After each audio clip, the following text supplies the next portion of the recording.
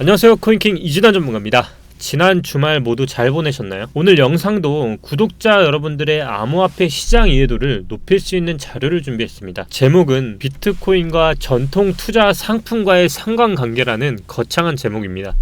제가 요즘 계속해서 FOMC나 여러 경제 뉴스들 계속 들고 나오고 나스닥과 S&P 500 지수 같이 보여드리고 있잖아요. 그 지수들하고 비트코인하고 어떻게 흐름을 하고 있는지 설명을 간략히 드리곤 하는데, 오늘은 그 둘이 어떻게 궤를 같이 하고 있는지 자세히 설명을 드리려고 합니다. 영상 끝까지 시청하시고요. 오늘 코인킹에 투자에 도움이 되는 정보 얻어가시길 바라겠습니다. 차트를 통해서 흐름이 어떻게 되는지 설명을 드리려고 합니다. 현재 보시는 차트는요, 2022년 1월 5일부터 15일까지 나스닥과 비트코인의 1시간봉 차트입니다. 올해의 큰 이슈들이 발표됐던 일자로 한번 차트를 뽑아봤습니다. 1월 6일 FOMC 의사로 공개 때는 크게 한번 떨어지는 모양새고요. 1월 12일에는 파월 의장의 증언과 소비자 물가지수 발표로 약 상승을 하고 있었습니다. 14일에는요, 부의장 지명자인 브레이너드가 연설에서 하락했습니다. 이 둘의 차트를 사실상 하락할 때 동반하락과 상승할 때는 동반 상승하는 그림을 여지시 보여주고 있는데요. 상승폭과 하락폭은 다르지만 상승 흐름과 하락 흐름은 같이 하고 있기 때문에 비트코인과 전통 투자 자산을 같이 하고 있다라고 봐도 괜찮을 것 같습니다. 꽤나 흐름을 같이 하고 있는 거로 보여서 상관관계가 어떠한가 한번 찾아봤습니다. 이 자료는 코인리스에서 발행한 기사인데요. 나스닥 100지수의 100일 상관 개수가 0.4로 2021년도 이후에 가장 높은 수준을 기록하고 있다고 하면서 암호화폐가 해지 수단이 되지 않을 수 있다고 적혀 있습니다. 옆에는 비트코인과 전통 자산과의 상관성인데, 30일 상관계수가 작년 10월부터 올 1월까지 나스닥 S&P 500 지수하고 평균적으로 0.4 이상의 상관성을 보이고 있다고 합니다. 상관계수가 1에 가까울수록 그 같은 흐름을 간다는 거고요. 0에 가까울수록 다른 흐름을 보인다는 겁니다. 같은 흐름으로 갈 때 아무래도 전통 투자 상품들은 조심을 해야겠죠. 비트코인은 변동성이 크다 보니까 비트코인과 같이 흐르게 되면 증시가 불안정할 수 있으니까요. 과거에 반짝하듯 비트코인이 많은 주목을 받았던 17년과 18년도에는 비트코인과 미 증시의 흐름은 각계전투였습니다. 당시에는 나스닥이 하락할 조짐이 보이면 비트코인을 대체 투자처로 삼았었는데 해지 투자 수단이었죠. 그래서 나스닥이 떨어지면 비트코인에서 투자를 해서 손실을 상쇄시키곤 했었습니다. 비트코인과 나스닥, S&P 500 2017년도 18년도 차트 한번 살펴보도록 하겠습니다. 비트코인이 상승 추세일 때 나스닥은 하락 추세입니다. S&P 500도 다른 흐름을 보이는 것을 볼 수 있는데요. 이때 비트코인과 나스닥 S&P 500 지수는 반대로 움직이고 있습니다. 이때 비트코인과 S&P 500 지수의 상관계수는 0.01이었습니다. 이번에 이렇게 비트코인이 전통 투자 상품과 결을 같이 하게 되는 것은 코로나 팬데믹의 영향이 큽니다. 우선 코로나로 인해서 오프라인보다 온라인 디지털 외부로 소통하는 창구들이 늘어났고, 이 흐름에 맞춰 비트코인도 디지털금으로 인식되는 자산이기 때문에 주된 투자처로 인식하게 됐고, 두 번째로는 코로나 위기로 많은 국가들이 자본을 풀었고 그 자본들이 비트코인까지 들어왔기 때문입니다. 그래서 이후에 연준이 발표하는 금리 인상 이슈나 코로나 바이러스에 대한 뉴스 등의 재료의 영향을 받기 시작했습니다. 이렇게 전통 자산과의 흐름이 같아지는 건 아무래도 위험 자산에서 안전 자산으로 흘러간다는 의미하고 같겠죠. 비트코인의 역사를 어느 정도 봐오신 분들은 아실 테지만 등락폭이 많이 좁혀졌습니다. 2017년도의 등락폭과 현재의 등락폭을 비교해보면 사실상 마이너스 40% 50%의 대폭락은 현재까지 나오고 있지 않습니다. 이거는 예전에 나스닥 지수가 비트코인의 미래를 대변해줄 수 있다고 생각이 되는데요. 과거 나스닥의 경우 닷컴 버블로 상승한 최고점에서부터 최저점까지의 등락은 마이너스 78%고 안정화된 15년과 16년의 등락폭은 마이너스 19%이고 2017년도와 18년도에 크게 떨어져도 결국 마이너스 23%였습니다. 비트코인도 마찬가지입니다. 과거 17년도와 18년도의 고점에서의 저점 낙폭은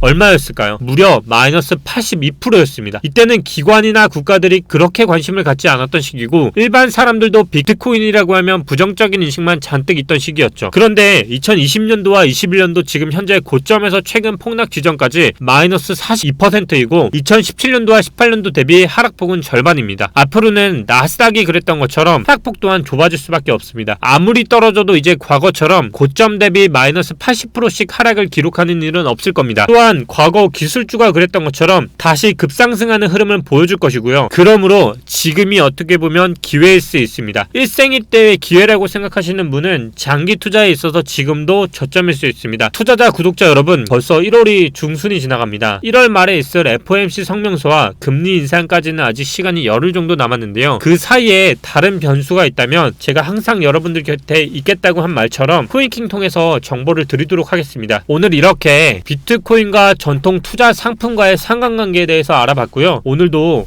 여러분들 곁에 코인킹이었습니다. 마지막으로 좋아요와 구독 부탁드리겠습니다. 감사합니다. 코인킹 이진환 전문가였습니다.